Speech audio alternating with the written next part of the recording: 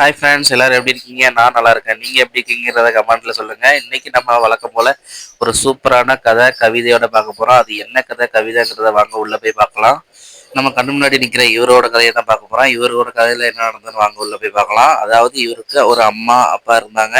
எல்லாருக்கும் அப்படிதானங்க? நீங்க சொல்றது என்ன கேக்குது? இவர் வந்து வீட்டுக்கு நல்ல பிள்ளையா, அதாவது சொல் பேச்சு கேட்டு நடக்கிற பிள்ளையா, வீட்டுக்கு ஒரு பொறுப்பான பிள்ளையா இருந்தாரு.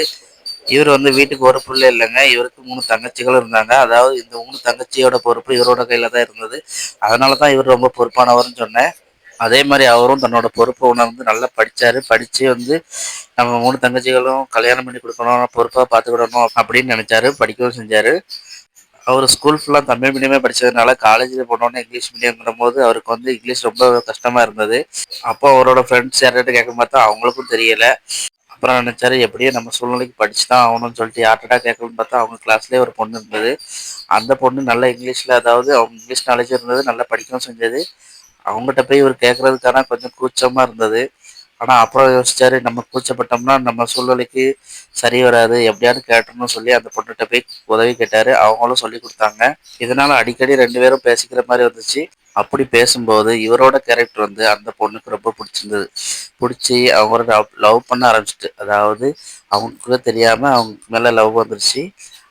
அதை எப்படி அந்த பொண்ணு அவங்ககிட்ட சொல்ல தெரியாம, ஆனா கடைசியில சொல்லிடுச்சு. ஆனா அவர் வந்து அதை ஏத்துக்கல. ஏன்னா அவரோட சூழ்நிலையை சொன்னாரு. அந்த பொண்ணு முதல்ல நம்ம காதலை ஏத்துக்கலையே அப்படின்னு சொல்லிட்டு வருத்தப்பட்டாலும், இவரோட சூழ்நிலையை புரிஞ்சுக்கிட்டு இவர் மேல கூட கொஞ்சம் தான் அந்த பொண்ணுக்கு காதல் அதிகமாச்சே தவிர அந்த பொண்ணுக்கு கொஞ்சம் கூட காதல் குறையல. ஆனா இவரை தொந்தரவு பண்ணல. இவரும் ஒண்ணு கேட்டுக்கிட்டாரு.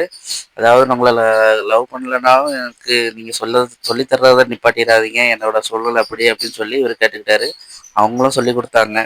இவரும் அதே மாதிரி நல்லா முயற்சி பண்ணி படிச்சாரு. படிச்சு பகலா முழிச்சிருந்து அலாரம்லாம் வச்சு வீட்டில், அதாவது தூக்கத்தை விட அதிகமாக படிச்சுட்டு தான் இருந்தாரு. படிச்சு நல்ல ஒரு இடத்துக்கு வந்தாரு. அதாவது காலேஜெல்லாம் முடிச்சிட்டாரு. முடிச்சு நல்ல ஒரு வேலைக்கு வந்துட்டாரு. அதாவது ஐடி கம்பெனியில் அவருக்கு ஒரு ஜாப் கிடைச்சது. நல்ல ஒரு பொசிஷனில் இருந்தார். அப்புறம் அவரும் அறியாமையே யோசிச்சாரு. அதாவது நம்மளை தேடி ஒரு பொண்ணை வந்து நம்ம மிஸ் பண்ணிட்டோமே அப்படின்னு ஒரு மனசுக்குள்ள ஒன்று இருந்தது. அதுவும் வருத்தப்பட்டுட்டே தான் இருந்தார். அப்புறம் அவர் கடமை நினச்சிக்கிட்டு இருந்த அவங்க தங்கச்சிகளுக்கு நல்லபடியாக ஒரு வாழ்க்கை அமைச்சு கொடுக்கணும்னு நினச்சிட்டு இருந்தாரு. அதே மாதிரி அவங்களுக்கு ஒரு நல்ல மாப்பிள்ளையை தேடி அதெல்லாம் விசாரித்து ஒவ்வொருத்தங்களுக்கும் அப்புறம் அவங்க வாழ்க்கையில் எந்த பிரச்சனையும் இல்லாமல் சந்தோஷமாக வாழ்றதுக்காண்டி எல்லா முயற்சிகளும் செஞ்சு கொடுத்தாரு. அவங்களும் சந்தோஷமாக தான் வாழ்ந்தாங்க. அப்புறம் எல்லாம் முடிஞ்சதுக்கப்புறம் இவர் வந்து தனிமையாகவே இருக்கிறதா உணர்ந்தார். அப்புறம் அந்த பொண்ணு எப்படியாவது நம்ம வாழ்க்கையில் வந்துட மாட்டாளா அப்படின்னு யோசிச்சுட்டு இருந்தார். இவர் யோசிச்சு அடுத்த நாளே அந்த பொண்ணு இவர்கிட்ட வருது.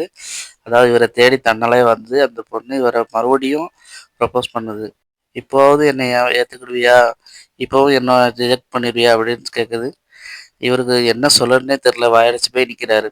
அவருக்கும் அவர் மனசில் எப்படா வருவான்ட்டு இருந்தது. அதே மாதிரி அந்த பொண்ணு வந்ததுனால அவரோட சந்தோஷத்தை சொல்லவே முடியல. அப்புறம் கேட்டார், நீ எப்படி வந்த அப்படின்னு கேட்கும்போது அந்த பொண்ணு எல்லாத்தையும் சொல்லுது.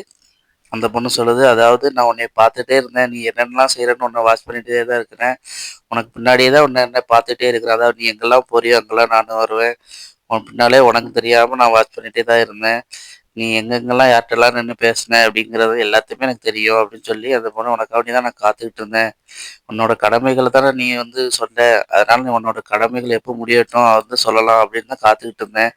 உன்னோட கடமைகள்லாம் முடிஞ்சிருச்சு. இப்போவாது என்னை ஏத்துக்கோ அப்படின்னு சொன்னோனே, அவரும் இதுக்கு மேலே உன்னைய நான் ஏத்துக்கலன்னா நான் மனுஷனே கிடையாது அப்படின்னு சொல்லி அந்த பொண்ணை ஏத்துக்கிட்டாரு. அவருக்கு அந்த உலகமே கையில கிடைச்ச மாரி ஒரு அவ்வளோ சந்தோஷப்பட்டாரு.